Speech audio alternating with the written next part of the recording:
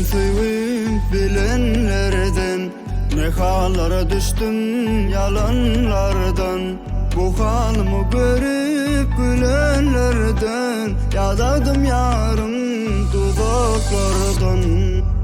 Karanlık gecelerde yolu garayan, yüreğim üzüllüle seni sorayan. Arzum yine de saçını darayan, bakıp alma gülüm yanaklardan.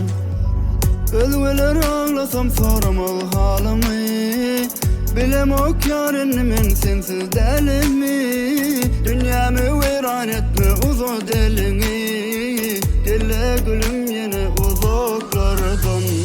Gevledim sevim bilenlerden, ne hallara düştüm yalanlardan.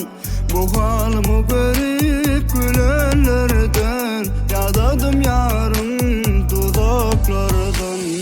Gevledim sevim bilenlerden, ne hallara düştüm yalanlardan.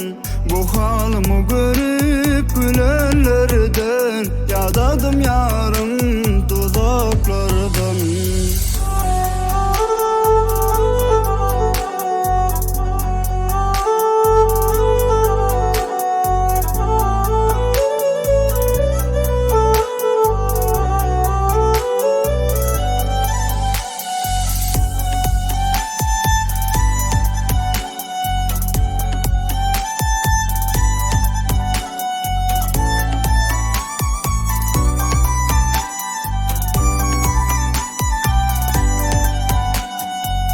Alamda bugün gülüm yalan hatını, açamda emay bilin katın katını. Ayrılığı ağlattı kara bahtımı, keçik bal ayırdı seyenimden. Sevgimin sonu puştur menini billim, gülüm ellerime sen suratın alım. Suratın kucaklap ben yar yeke kalım, karayan sana yar uzaklardan. Gevledim sevim bilenlerden, ne hallara düştüm yalanlardan.